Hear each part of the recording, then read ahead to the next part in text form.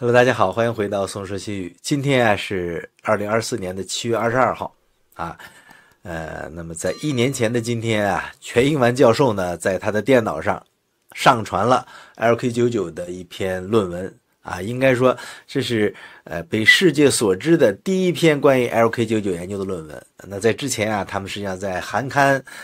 韩国的这个经济生长杂志发过韩文的论文，但是真正引起轰动的是22号啊，就是今天，去年的今天，全英文教授上传的这篇论文啊，那么到了24号之后逐渐发酵，到28号引起了当时的全球的这么一个热点，那一直延续到8月份、9月份、10月份啊，那么到去年年底呢，这个热劲儿啊就是逐渐的消退。那么到现在呢，LK99 啊，这个室温超导研究已经逐渐冷下来了啊，无论是在韩国、在国内、国外、网上、网下啊，都已经不如以前了。那么在这之中啊，发生过很多让大家这个记忆深刻的事儿。那到底 LK99 它是否实现了室温超导呢？那我们只能很遗憾的说，到目前为止还没有确切的有说服力的证据证明 LK99 以及相关的室温超导研究具备室温超导的性能啊。我们不说导派技派啊，还是要客观一点。我本来这个事儿呢想24号来说，我觉得这个事儿应该是从24号开始的。后来呢，这个查了一下论文，也有群里朋友提醒啊，今天是7月22号，全英完第一次上传论文。为什么强调是全英完教授上传的论文呢？大家知道 LK99 啊，在最初发表的时候是有争议的啊。那么在 LK99 的核心团队出现了一定分歧之后，其中的团队的一个主要成员就是韩国高丽大学的全英完教授呢，独自做决定，擅自用他们这个韩国的这个 LK99 团队的话说呢，他擅自发表了这么一个论文，抢发了这个论文。那后来呢，李世培啊，这个和这个威廉玛丽大学的这个老金同志呢，又重新发了论文。但是我们说最早发的论文依然是这一篇，就是2307.12008啊，这是第一篇在 Archive 上发表的论文。实际上在一个月之后啊，他在 VIXRA， 就是郑大哲发的那个更容易发的预印版的那个民间预印版平台上呢，也发了这个论文。为什么一个月后他会在 VIXRA 上发呢？因为他的正刊啊一个月迟迟不能发表，他当时着急了，所以又发了一个。那这是应该说是第一篇被世界所知道的 LK99 研究的相关的一篇论文啊，它早产了。但是早产了，我们也不能否认它是第一篇这个英文版的论文啊。之前的韩文版呢，我们不是说不算，它没有被全世界的这个广大的这个科普爱好者也好，还有这个超导研究者所知晓啊。从这一刻开始，那么韩国的一个 wiki 啊，就是百科的叫 NumWiki 呢，增加了 LK99 的这么一个词条，紧接着呢，在维基百科也增加了词条，随后呢，在各个社交媒体上呢，就掀起了轩然大波，随后呢，就是像下饺子一样的各种各样的预印版论文，大家看一下啊，这是2307，在7月份呢，实际上就有人紧跟着就发表了相关的研究论文。在这些论文中啊，最多的依然是中国的研究者发表的论文啊。有人就提出一个问题啊，为什么这个 LK99 这个话题中国人这么感兴趣呢？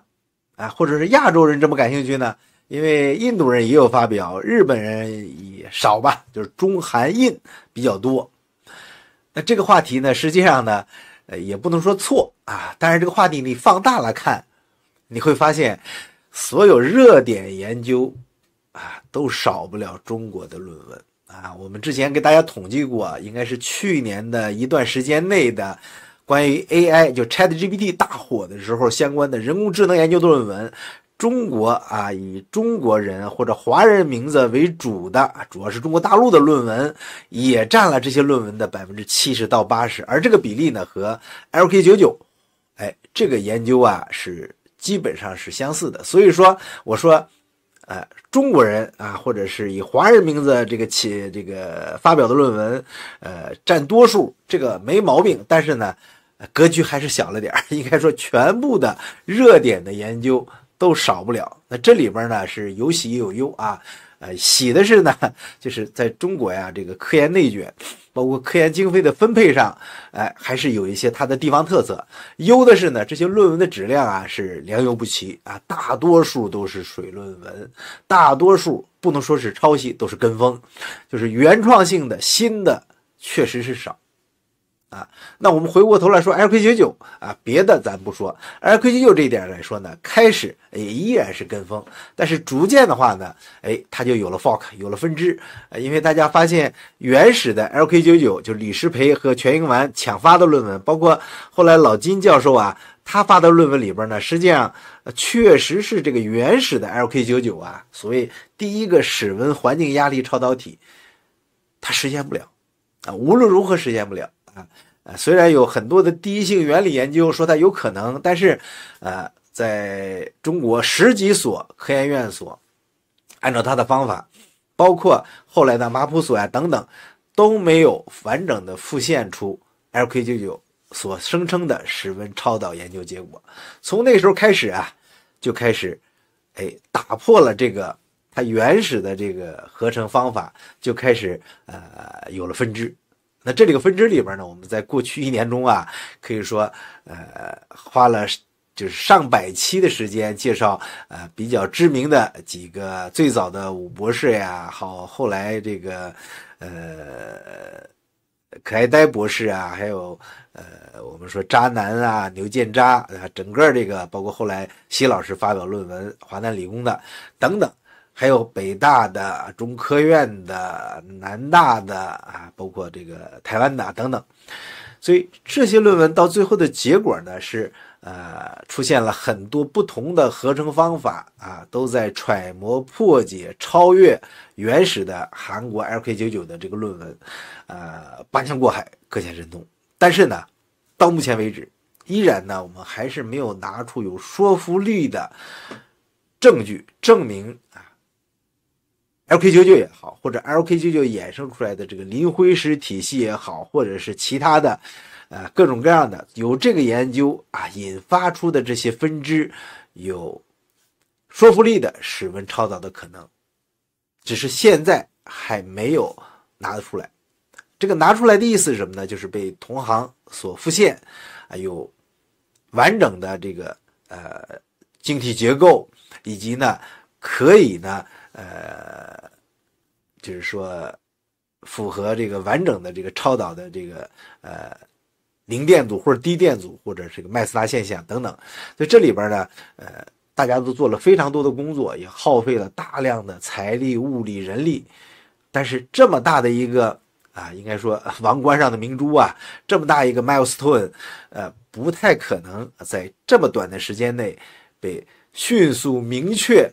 这个折服人的这么攻克。所以现在呢还是依然，我个人认为还是依然充满了争议所以我们做这么1年的这么一个小小的漫谈我觉得失望肯定是有的，但是绝对不是绝望大家想想这个 LK99 研究我是从头看到尾虽然我不是搞凝聚态研究的，也没有这个量子物理基础以及这个凝聚态物理的这些基础知识，但是呢通过看这些论文，我们说鹦鹉学舌也好或者是自己的慢慢这个在这里边这个仔细揣摩，我个人感觉所有参与研究的人绝大多数包括李石培他们在内都没有主观上造假的想法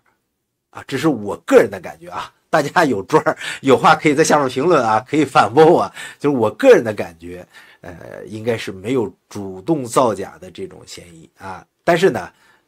也可能人家做的比较深。那后来这个中国就是这些年轻的科研工作者的研究呢，我们了解的更多既有在网络平台直播，也有我们私下交流。我感觉这些人呢，那他确实有看到了热门的题目搏一搏的想法，但是呢他们做事的态度方法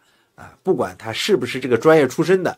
我个人认为还是非常认真的，也依然没有这个数据造假呀各方面的这个可能。比如说在测试上有各种各样的争议，这个是在所难免的。对于这么大的一个科研的难题我们说存在各种各样的争议和说法都是在所难免的。但是我认为到目前为止这些研究者的努力他们的工作还是感动了我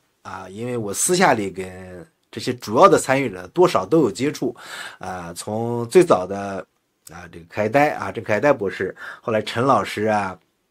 牛建渣男包括思良教授，还有宁波所的这个宁日副研究员等等都私下里或者是在网络平台有过沟通，以及这个其他的老师我个人感觉呢对于他们研究的初衷来说，还是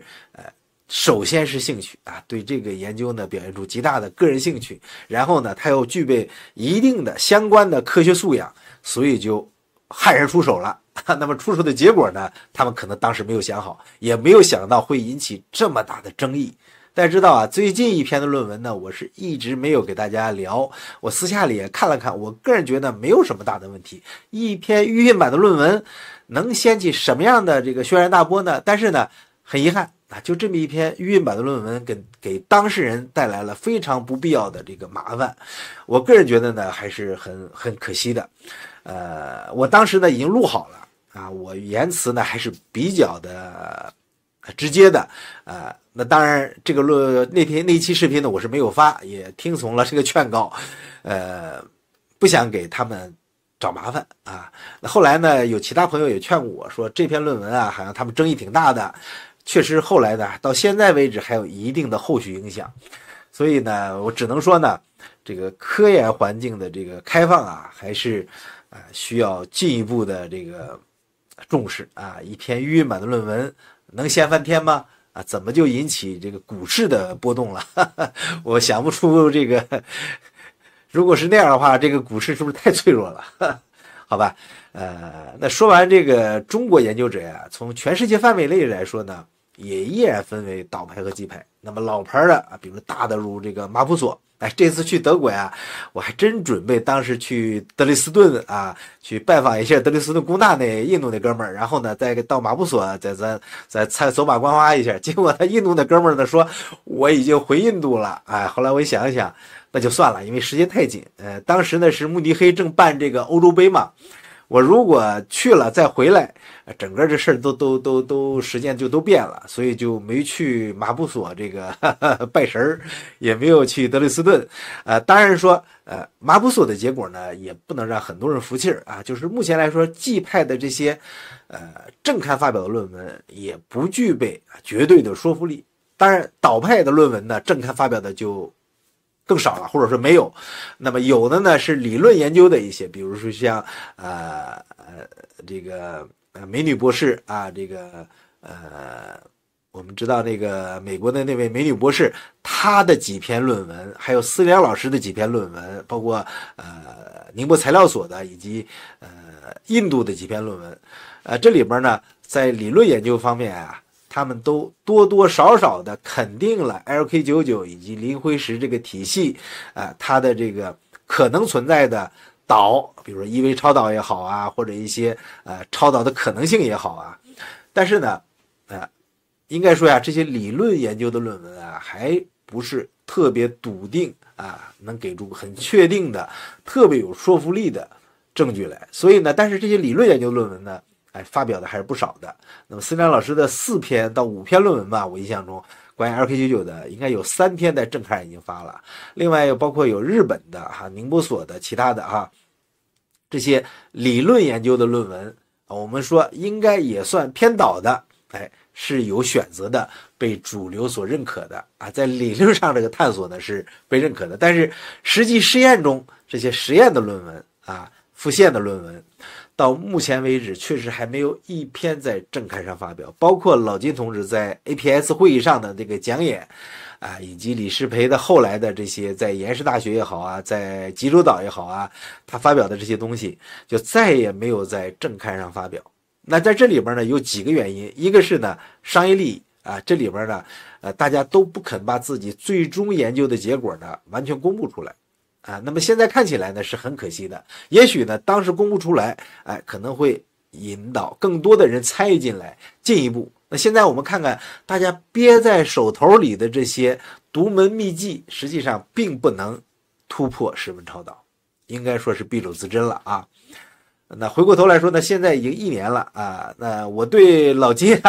现在我个人认为老金也是一个性情中人，他的很多讲话确实也不是太靠谱的但是他在 LK99 应该在9月份10月份火过一阵之后，他说了一句话，我觉得我们不说老金的研究对不对他说的这句话我个人认为有道理。他说呢，史文超的研究冷了也就冷了，哪能1个月就能出这么大成果呀？这个话不光对史文超导研究，对所有的大的这个科学突破都具备这个一定的这个怎么说呢，指导意义的。大家可能对于普通老百姓来说特别是导派的很多朋友都是民间科研爱好者有的呢入坑早，有的入坑晚。那么入坑晚的呢，可能对这个了解的更少一些。这个东西真的是，虽然这个超导这个学科从1911年、12年开始，阿纳斯发现汞的超导开始，到现在才100多年时间，在这里边呢，各种各样的稀奇古怪的突破很多其实都不是科班出身的所谓主流超导研究他们主导的那这里边呢，如果出现一个非主流的这么一个突破，也不稀罕。那么如果这个突破存在误区被证伪了，也更没有什么稀罕的。那到现在为止我个人认为导派和技派呢都没有给出特别充分的证据完全的把对方给